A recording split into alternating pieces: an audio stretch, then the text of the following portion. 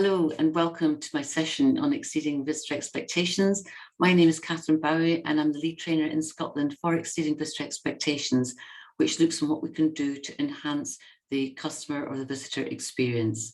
So today the focus really is on the Provenance Festival and what you can do then to exceed your visitors' expectations. I've got a few slides to share with you, so I will run through the programme and you can then see what you can make out of it. But I would like you to pick up 2 or 3 tips at least on things that you can do to improve what you already do to make sure that you're having the best time ever, and so are your visitors. So as I mentioned, the course comes from Welcome to Excellence, and it has been written specifically for visitor attractions and events, and the focus is very much on the visitor, not about us, on the visitor, and creating experiences that are tailor-made, if you like, to accommodate all different types. So I'll look at the main course and then I'll go ahead with the taster session, which should last just under an hour.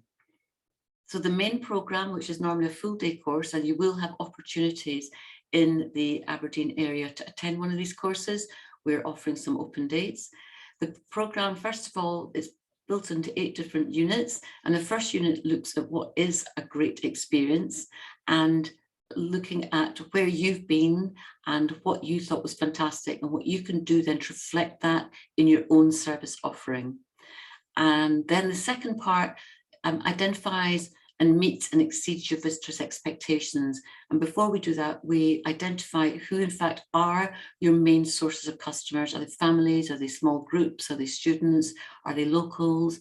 And what then can you do to tailor the service that you offer them so that they all feel that they've been given service that reflects their own particular style? And it can be a very interesting exercise because we may think that we've been doing everything right, but in fact we've missed an opportunity, for example, with families, or we've not been doing enough for locals. So a really interesting part of the course, a bit of marketing. Then the third section is what is a high quality service. And definitely then we focus on the behaviours and the attitudes and looking at our people skills and how we interact and how we engage and how proactive we are rather than reactive. Do we look like we really want to be there? Are our teams brand ambassadors? Are they delivering the same standards of service as you would like? And getting that consistency level, but at the same time, not making it mandatory or perfunctory in service, that it's still light and that people are, your team are allowed, if you like, to put their own personalities on the service. Communicating with visitors is a large unit, and it talks about, well, how we communicate, how we interact, and a lot of a big focus on the words that we use and the tone of our voice and our body language, of course, and reflecting that positivity that we were talking about in the previous unit through the words that we use and getting rid of words like unfortunately and no problem. So very interesting unit.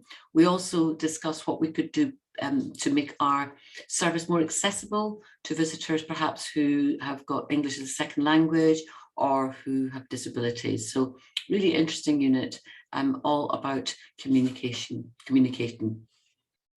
Unit 5 then is to do with how we engage and inspire visitors, and it talks about the fact that once we've built this rapport, once we've built this connection with them, we're then in a position as a brand ambassador, if you like, to talk to them more about our product knowledge and, very importantly, our local knowledge, what's going on in the area, what can we signpost them to, who's doing what. And that's really going to a lot of detail about how we can engage the visitor so that they give us brilliant feedback. We can't have a course like this without talking about dealing with difficult situations and coping with complaints. So again, resolving challenging situation looks just at that. And there's a very neat model on how to resolve complaints. And also we look at being assertive. So I like this course a lot because it's probably the first customer service course that links customer service with assertiveness. How do we say no? How do we push back elegantly with a visitor when they're taking it too far? Then the 7th unit is looking at promotion, and again, thinking about brand ambassadors. What is it that we do? And once we've built this rapport and this connection with our visitors, we can then go on to offering them or suggesting different sales.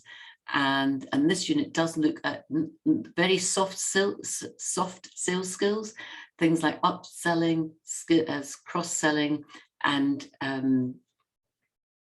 upselling, cross-selling, and suggestive selling. So a really nice unit talking about features and benefits and how to sell without being too pushy and still maintain your lovely customer service skills.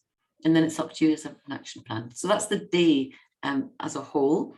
But my job now is to give you a taster session of what would be in store.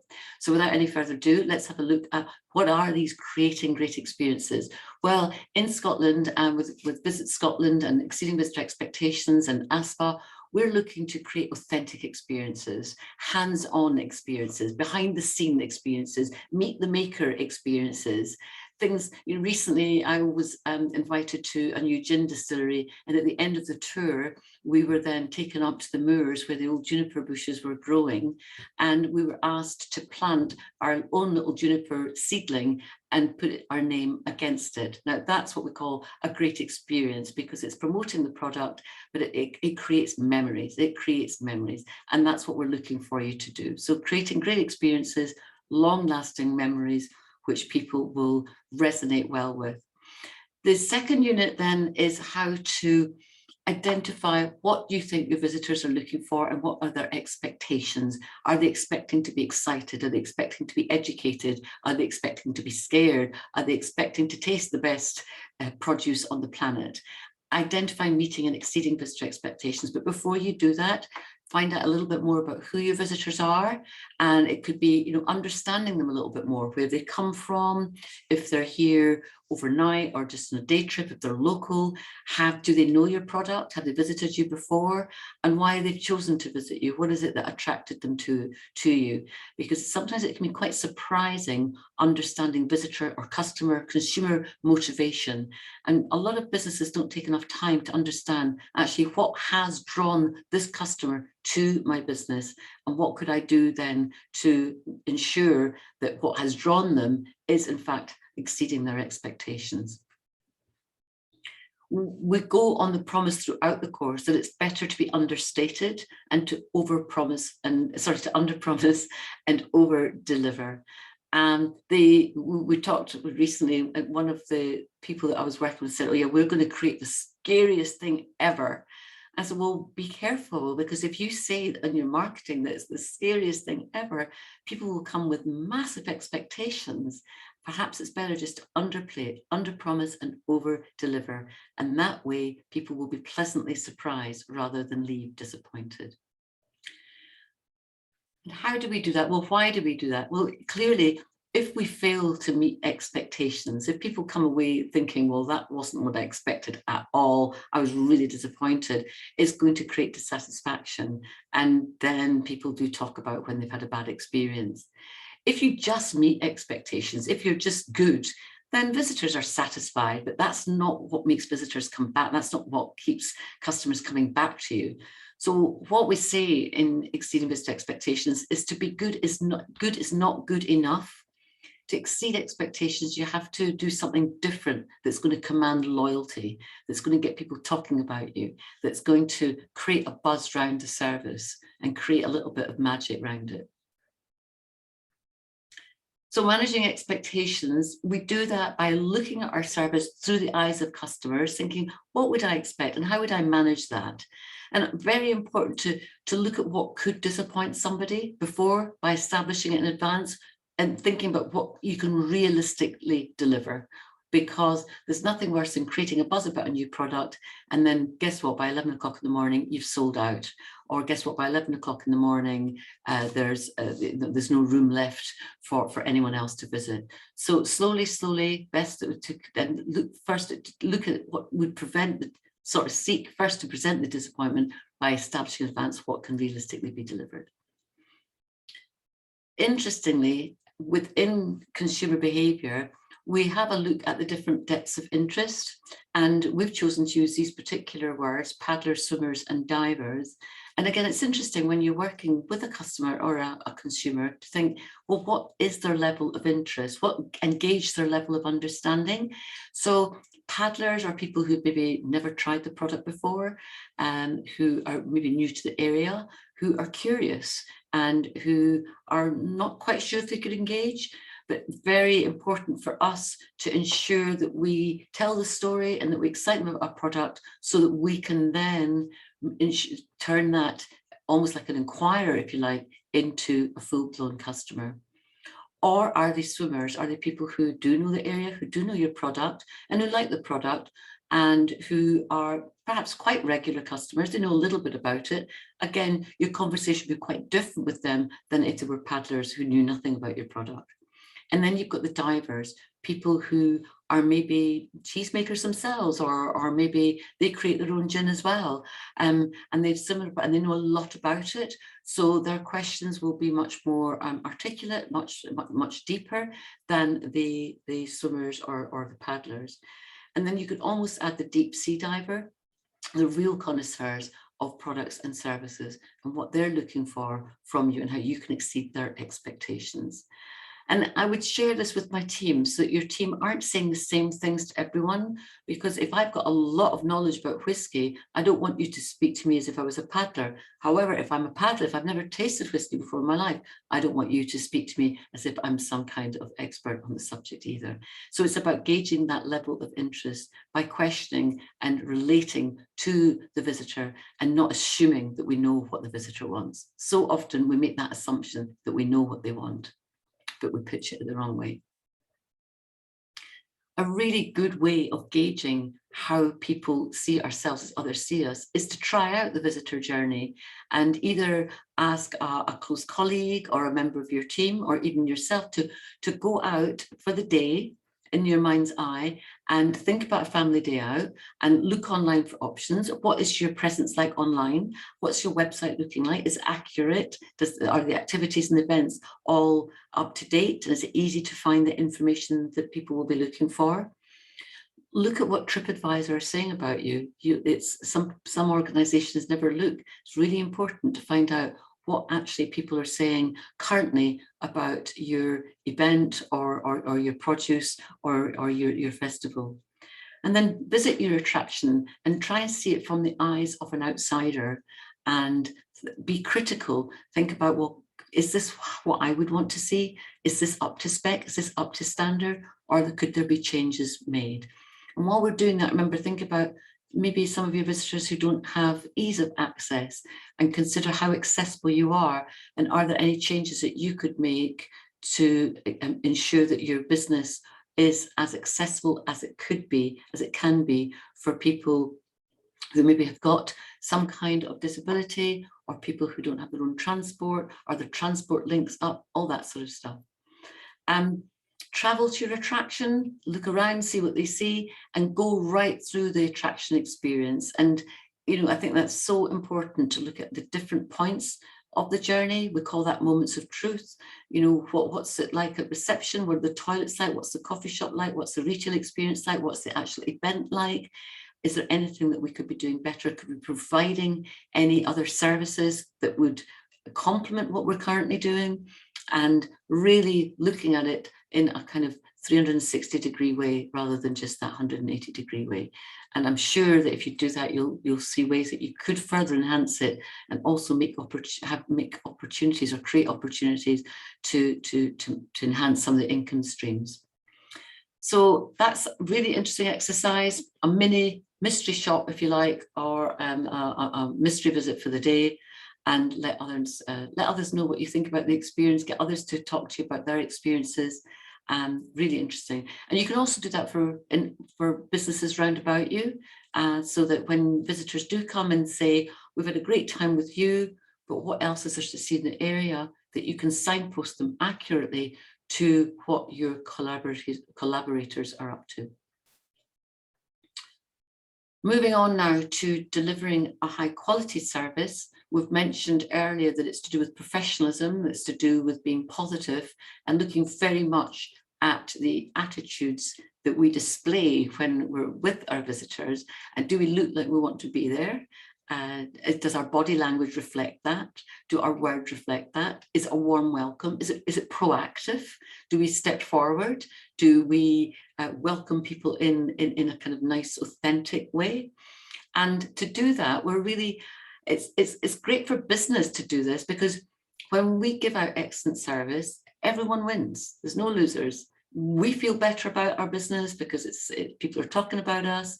Visitors win because they've had a great day out.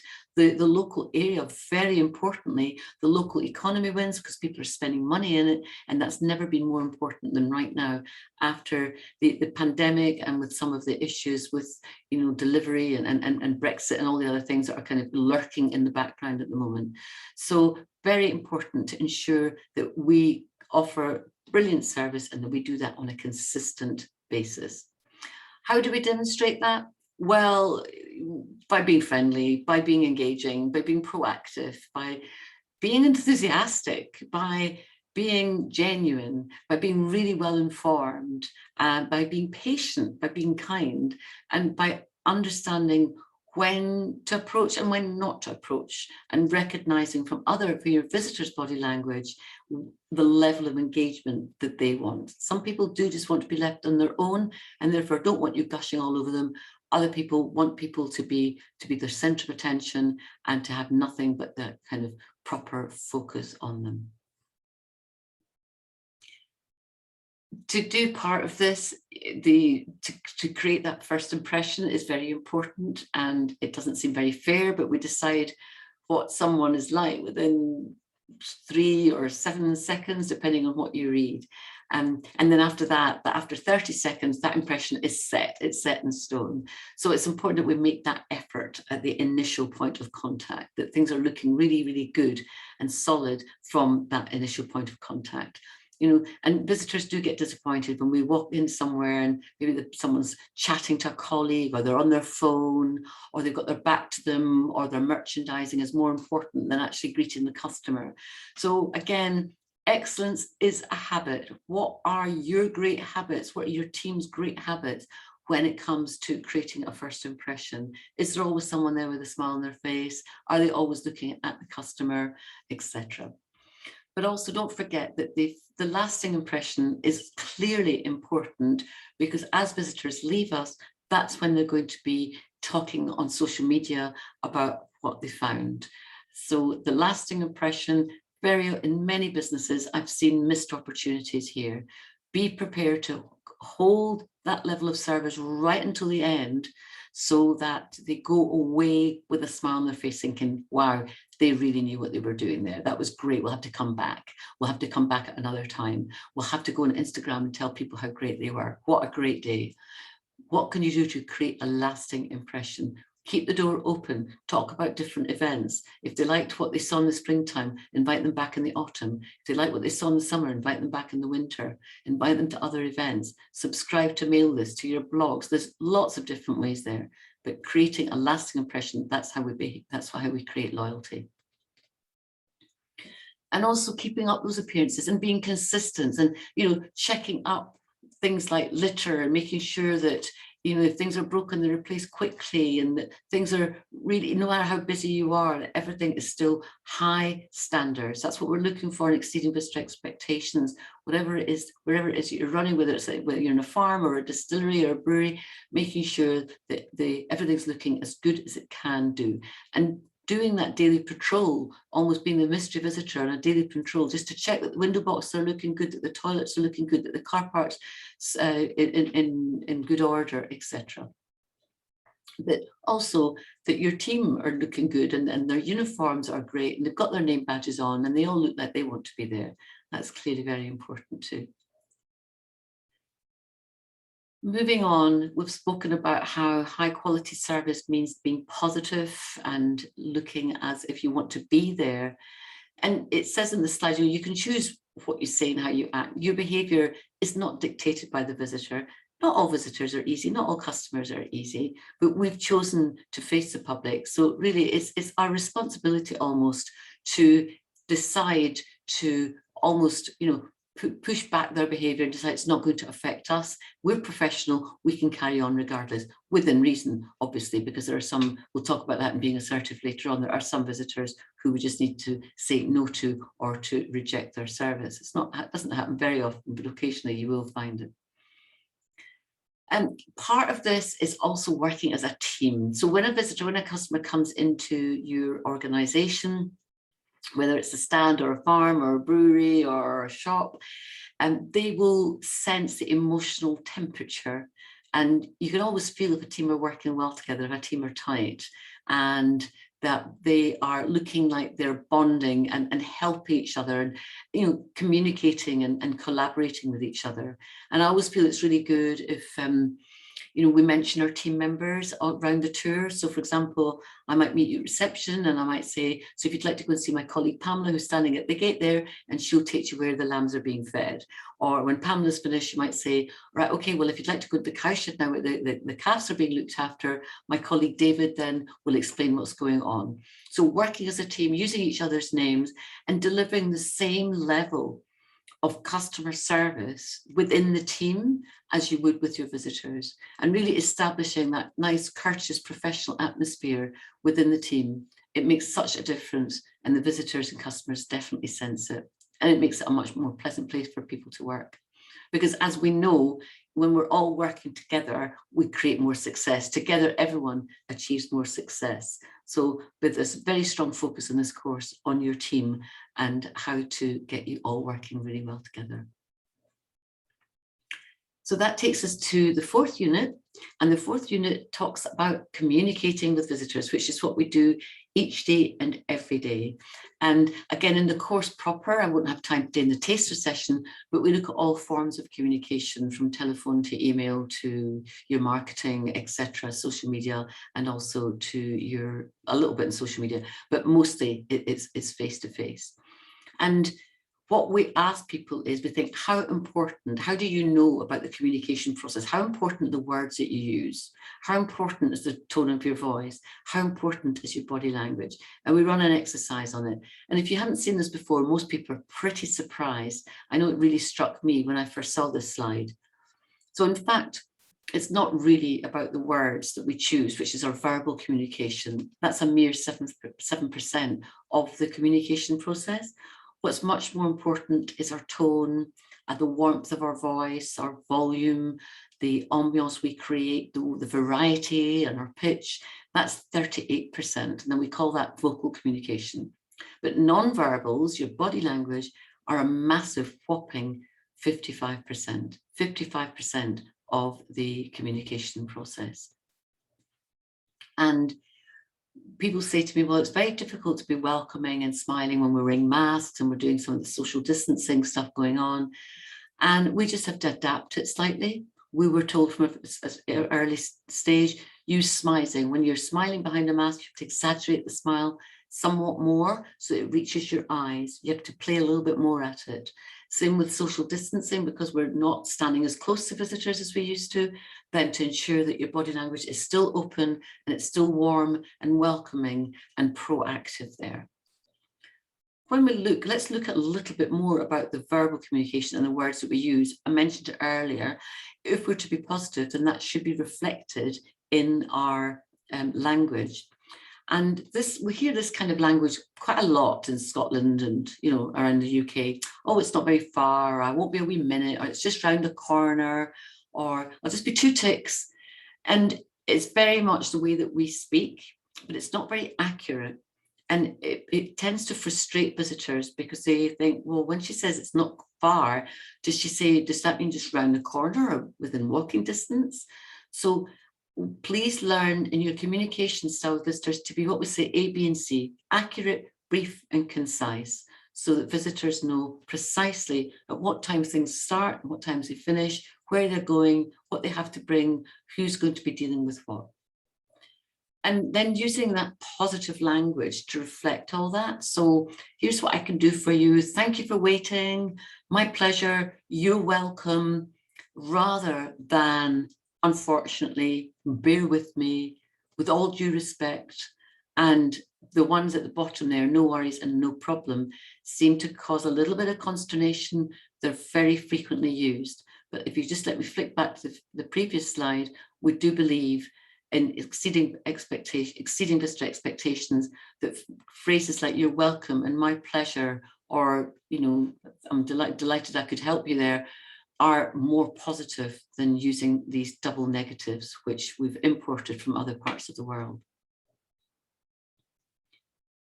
Vocal communication, it's a whopping 38% of the communication process. So again, thinking about our tone of voice, are we sounding welcoming, or do we sound sarcastic or nippy? Are we pronunciating, pronunciation, is our pronunciation good? Is it clear? Is our speed right? You know, we know that in the parts of England, London area in the south, they probably speak at about 125, 145 words per minute. Up here in Scotland, we tend to speak at about 165 to 200 words per minute. So again, perhaps if we know that visitors are not from the locality, to slow down a little bit, use the appropriate volume. We don't want to shout, but nor do we want to have to struggle. Using masks and screens, I think we are speaking a little bit louder, and very often you do have to repeat yourself. So again, be patient with that. It can be very difficult in a noisy environment for people to hear what's being said. And smiling as you speak, you know, even behind the mask. And that does help to create that lovely tone and that mellow tone in your voice when you smile even behind the mask. Open questions, we urge and advocate people to use open questions wherever possible, so that you can really encourage visitors to open up and talk a little bit about themselves. And in order, A, for you to help build rapport and for them to feel relaxed, but B, for you able to pitch the information at that right level. Remember, we talked about whether they were paddlers, swimmers, or divers. So, you know, what brings you to area, and, you know, what kind of whiskies do you normally drink, or, you know, how much do you know about venison? Gauging their level of understanding by asking open questions. So how, what, where, when, or who. Why we would steer away from, because it can sound a little bit inquisitive sometimes and as if you're interrogating people. So we would probably ask you to steer away from why. Closed questions can be useful for shutting down a conversation. They encourage just yes or no short answers. Is that everything, or is there anything else I can do for you? It's quite a nice way to signal the end of a longer transaction. So is there anything else I can do for you? You're signposting it neatly to close that word. But we would ask you not to start with a closed question, because you are going to struggle to build rapport by saying, can I help you, or are you okay, or is everything okay? We would ask you to say, how are you, what brings you to the area, etc. So that's a little bit about closed questions. But also, actually, before I flick on, it's important that when we do ask that question, that we really listen, like really, really listen. And we run a couple of exercises on the course to demonstrate the difference between what's known as passive listening, where you are, well, you're facing the person, but your eyes are glazed and you're not really taking anything in. You're maybe just hearing what's going on, which isn't much use. Or then we go on to what's called surface listening, where we look a little bit more engaged, and we might make the right attendance noises, but we are just surface listening. We're not really getting into nitty-gritty of the matter, and we're not picking up the subtle nuances of the piece. The only real way to interact with visitors at this level is to use active listening skills. And active listening skills is where you're fully concentrated, you're taking notes, you're reflecting back content, you're summarizing some of the information, and you're just letting the other person know that you're fully intent on listening and understanding everything that is being said. And it's so refreshing when you see people who are properly active listening. Sometimes we say, oh, we're too busy to that, there's too many distractions. It is a skill that should be practiced, but it's very, very well worth investing in. Moving on, we're going now into engaging with and inspiring visitors, and bringing our event, our offering, whatever it is, to life by telling the story, by understanding the journey behind it, by giving little snippets of information that are interesting, that are intriguing, not just bunches of facts and figures, but telling the story and linking it maybe with, you know, culture or folklore or just interesting facts. And it's amazing how that can actually sell a product. So we do that by having scintillating product knowledge, like leaving no stone unturned to find out what, you know, we've got to know as much as we can, and ancillary information round about it, so that when people speak to us about it, they recognise that we are a proper expert on our subject matter. But also things like the practical information that we need to know, you know, like what today's activities are and loyalty schemes and opening and closing times, etc.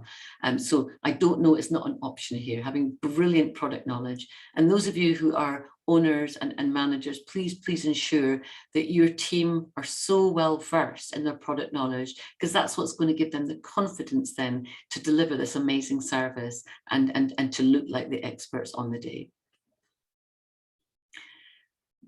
Also, not just product knowledge, but your destination or local knowledge. Now, since the pandemic, there have been many changes. People have closed, others have opened, some have altered their operation, some have changed their opening and closing times. There's all sorts of changes. It's almost as if we have to start afresh with understanding what's going on in the area. But again, it's well worth your investment to go out and about and find out who's doing what.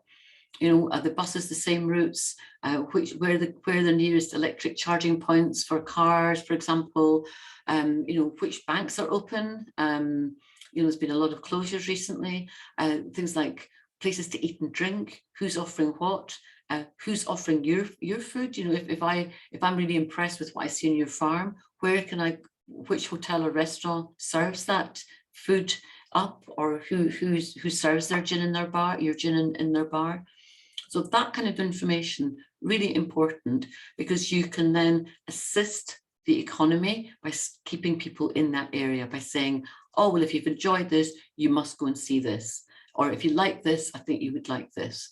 So understanding that the area has changed and keeping up to date with what's going on. Make it interesting by painting a picture.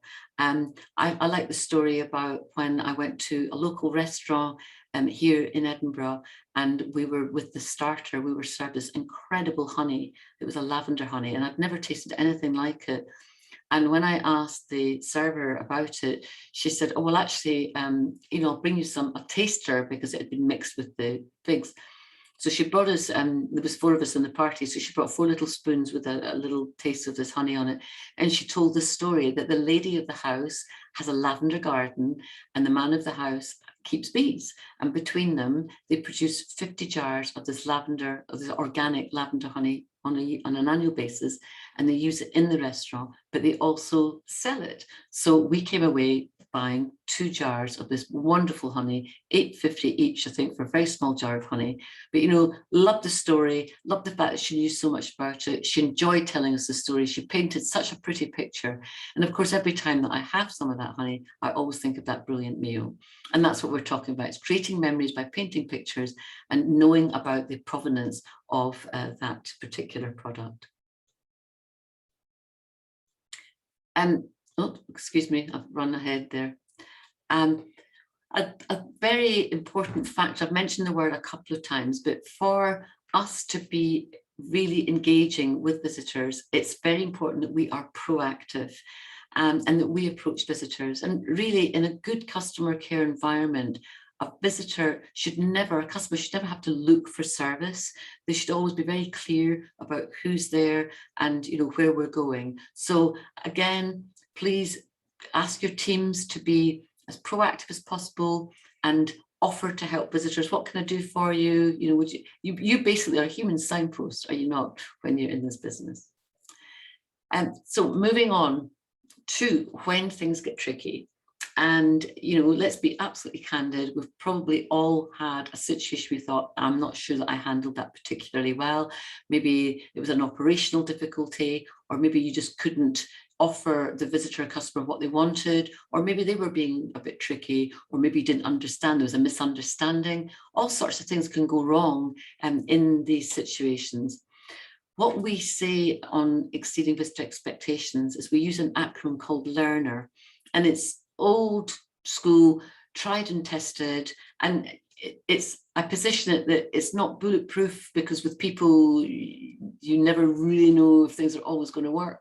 But LEARNER is a great way of dealing with the situation in the best possible way. So we listen, and we're using that active listening again, you know, taking notes, taking it seriously, because every complaint, no matter how trite or flippant it seems to you, it's a call for action. And that's very important. This is where your customer care skills really kick into touch. So we listen and we empathize. I understand that you're frustrated. I sense that we've kept you waiting, or I understand that the product isn't what you were looking for. So empathize and acknowledge what you have to acknowledge, and apologize if you have to. I do feel that we say I'm sorry far too often, so it could be please accept our apologies. On this occasion we got this wrong, or please accept our apologies, we will replace the product. But remedy, rectify, report, record as quickly as you can. We don't want recurrent mistakes. I can't believe it when I sometimes go somewhere and I say, do you know, this is, oh, everyone's complaining about that. Well, if everyone's complaining about it, it's a recurrent problem. It should be fixed. And then let that visitor know what you're going to be doing to remedy or rectify the problem. Yes, we've got housekeeping on the way, or yes, thank you, I'll put that on the job list, or yeah, let's, we'll bin that one and we'll get you a new one, whatever you have to do. And then check back and say, how are you happy with that? Is there anything else I can do to resolve this situation? And ensure that you've sealed the deal, if you like. And then exchange that feedback with others, particularly at the beginning of a new service offering. It could be that you've not quite tweaked it right. It could be that there are glitches in your system that you've not been made aware of. So that 2 or 3 complaints could be very, very useful. At the end of the day, what are the complaints that you've had today? Well, twice I've heard this, so have I. That's interesting. Let's review. Let's reflect on our service. Let's review, and let's tweak that particular moment of truth. It's not working for us. Let's alter it. Let's change it. And really, what we're talking about here is learning through our mistakes, learning through the challenging situations, so we're continually improving, continually progressing to that perfect service offering. Sorry, before I go on to that slide, this is a taster session, as I said, but in the main session, we then look at offering assertive responses. So we ask you to choose different situations and discuss the difference between passive aggressive and assertive, and how to get a mutually acceptable outcome, if you like, a win-win situation by being assertive. And it might not be perfect, it might not be ideal, but looking like you're compromising so that the customer leaves happier and you're happier. You're not giving too much away. And I thought I would just let you know about that. We move on now to promoting your attraction. And throughout the seminar, we discuss the fact that you are brand ambassadors and that all your team should be brand ambassadors. So recruit carefully, recruit people who you know are going to share your values and share your level of enthusiasm. It doesn't matter if they don't have the same skills at this stage, because skills can be trained, whereas attitudes much more difficult to change and much more difficult to change. So promoting your attraction, we've looked at the service journey, you're happy with the team's training. Now is the time that we can start making a little bit more money. You've established that rapport with the visitor, you know what's in the area. What we're looking at now in the course is, where are the avenues or the income streams? Where are the secondary spends that you can maximize? Could you add a charge at admission point? I note here that some of the fruit farms, for example, are charging £2.30 admission, and then you pay for your fruit as you always did. They're also charging for farm tours. Could you be selling something that would complement your product, that would make a little bit of extra money? Could you offer membership or loyalty schemes? All of these things. So we don't want to become too expensive in any way. We want to give value, always give value, but be aware that people on a day out, they've got money to spend, and as long as you can give them something that offers value and creates memory and will exceed their expectations, then let's offer it. To do that, we offer some sales skills, because in my experience, a lot of people who work in this industry are a little bit shy of offering services or offering a sale. So we talk about creating fab statements, and that helps a lot. So a fab statement is something that describes, well, the feature will describe the characteristics of the product, and the advantages are what the product will do for somebody, and the benefits are when the benefits actually meet the specific needs of a buyer. So, you know, talking about my lavender honey, for example, one of the features of this honey is that, you know, I know from just talking with you that you're very interested in organic foods. So this food was produced organically, and the advantage of that is that you know that it's pure goodness, and that every time that you eat this lavender honey, you'll be reminded of the meal that you had with us, and you also know a little bit more about how organic produce is faring in Scotland. Just a little story, but a story behind that to create the features and benefits, to make it sound attractive, to bring it to life. As I mentioned earlier, there are different ways of selling in Scotland, in tourism and hospitality and events, and we use link, cross and upselling. So the link selling is literally offering the visitor an additional item. I sell you a postcard and you sell me a stamp. That's an easy kind of link sell. A cross sell would be offering a visitor a different product from another department at your attraction. So I bought an admission fee to go to your fruit farm, and now you're going to cross sell me some homemade jam that you've already got, or a jam making class, for example. Or upselling is I bought a bottle of the local whiskey, and now you're also offering me the chance to buy a slightly older whiskey that's a little bit more expensive, but you know will appeal to my taste buds. So link, cross and upselling has to be done delicately. Nobody wants to be pushy. What we want, as I keep saying, is to create memories. You don't want that customer to think when they get the car, why did I buy this? Why have I been stuck with this? You want that customer to think, thank goodness I've got this product. I'm going to really, really enjoy it, and it'll give me great memories of my day out in Aberdeen or wherever they've been. So that's link, cross and upselling. And then that's it. That's the taster session. So now it's up to you. And I really hope that you picked up 1, 2, 3 small techniques or reminders. A lot of this you'll already know. Some of it's just reminders of what it is, what customer care is all about, how to exceed with expectations, that good is not good enough anymore. We want to exceed. We want to be different. What are your unique selling points? How do you promote them? Are your team consistent? Are they authentic? Are they promoting the same things? Is there dynamism in your product offering? And are you listening to your customers? Are you getting good feedback from your customers? And are you playing on that feedback? Are you working on that feedback, or are you simply ignoring it? So I hope that that's been interesting, and that if you have, then please do come along to one of our fuller sessions and we can talk about it in a lot more detail. But for now, thank you very much for listening.